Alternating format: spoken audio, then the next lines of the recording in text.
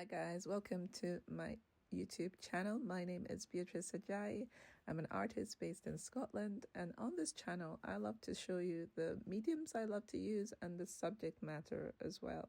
So if this is your first time coming here to my channel, welcome, and if you are returning, thank you once again. That is awesome, and I'm really happy that you're spending time here with me.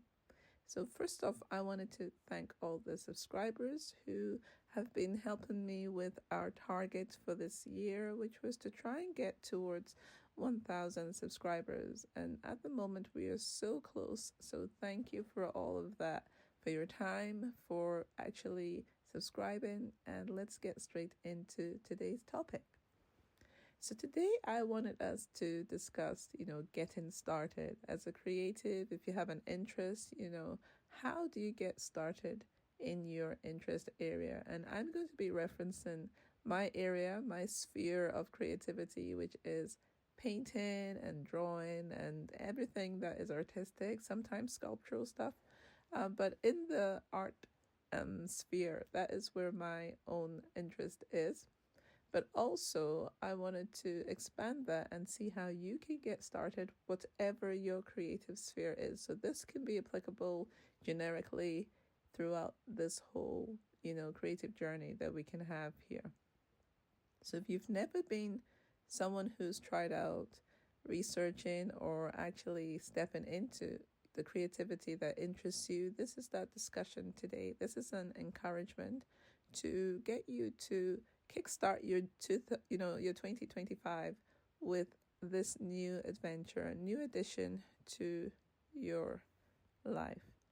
So for me, what I think about when we're talking about getting started is to decide on your interest. What pulls you creatively? What is your creative spark? Who inspires you in the sphere that you're interested in creatively? And I would suggest that you research them. You find out their backstory. You find out how they became inspired to do what it is that they do. And that can kickstart some approaches you can take, a possible path to follow in the initial steps that you might take in your creative journey. So then you need to give yourself, secondly, I'd say, then you need to give yourself permission to walk that path, to step into it, to visualize who you will become as a creative person. Now, regarding the research, and researching your inspiration, let's have a condensed look at how I approached it. So from a young age, I was given the space to create from, whatever my imagination was. And yeah, of course, every parent would think about your security and your future. But I was always supported. And once I made my decision, known of what it was I wanted to do with life, and I showed my resolve, I was supported. I spoke about my creativity. I became known for always sketching or doing something creative. There are other areas I was interested in, like singing as well and dancing. And singing, for example, for me to expand on that, I got a karaoke machine so that I could practice singing and really enjoy myself and learn the music. Or dancing. I love to dance at school, and that was really fun because I was really interested then in the style of dancing that Michael Jackson did, actually. And I would just go crazy on the dance floor with the music anytime it came on. And the kids at the school would just circle around me. Sometimes my brothers and sisters would join me as well and would just dance like there was no tomorrow.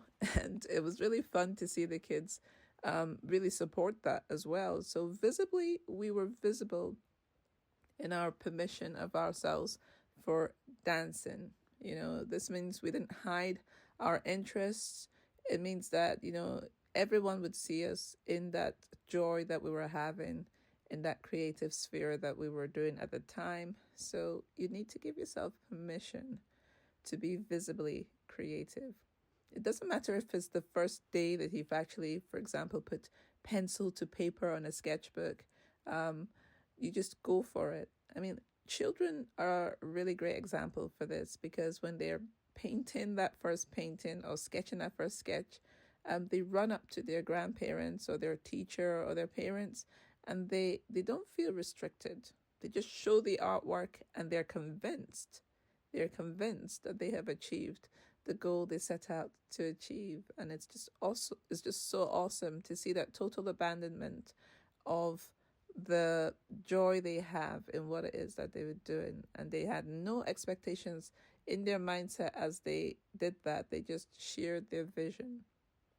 So be around those who know your joy and are willing to follow you on your new journey till your vision is realized, till they see the completion of what it is that you are working on, that you are moving towards. And that is a really great place to start. So surround yourselves with those who will support you. So what else was I going to say? Let's see. So find your creative sphere. That is the first thing. Give yourself permission. Surround yourself with people who will support you in that journey to your vision. Another thing I would say is the practicality of things is to sketch at least once a day and pick a subject that you are interested in that piques your interest and just sketch on that subject once a day and try it for up to a year. You can give yourself 10 minutes. 10 minutes per day, and pick a subject that you want to actually sketch and basically work on that for a year and see how that goes, because that will change your it will change your view on how you have progressed through the year. It's an amazing way to just not put too much pressure on yourself. Give yourself a huge timeline. Even if you miss a couple of days or anything like that, that's fine. But you will progress in whatever your creative sphere is. Giving yourself that time, very small time, and being consistent is going to help you to see your journey, to see your progress in that. So that is what I encourage you to do. We're starting a new year, so how easy will that be then? You can just start 1st January and get into it. So as I said before, find a subject that you love, that you're interested in, and then rinse and repeat. Nothing more, nothing less. The same image, 1 year. So I encourage you to do this. I mean, this is just a very short topic I wanted to hit, very straight to the point. I didn't want to expand too much more on it. But I encourage you for the new year to find your creative sphere, give yourself permission to walk in it, be around those who actually will support you, not around those who won't. You need to get practical and actually put pencil to paper or needle to thread or whatever sphere it is, or book that appointment for music lessons or dance lessons and spend the time. Because spending the time, the consistency, once we get started, is what will lead us to expand on that creativity and to find other ways to be creative. Once we've given ourselves that permission, it changes everything. So as I'd spoken about in the last topics, just to kind of round it off to how we got here, is that we have to throw off the expectations that those around us can have for us or we can have for ourselves. We have to throw off the limitations that can kind of constrict how we think about things, and be encouraged that you can do what it is that you have an interest in. You can achieve, whatever vision you have in your mind creatively, and give yourself permission to get started. But yeah, that was all I was going to say for this time. I want you to have an awesome creative new year, folks, and I'll speak to you in the next vlog. So bye for now, and I'll see you guys later.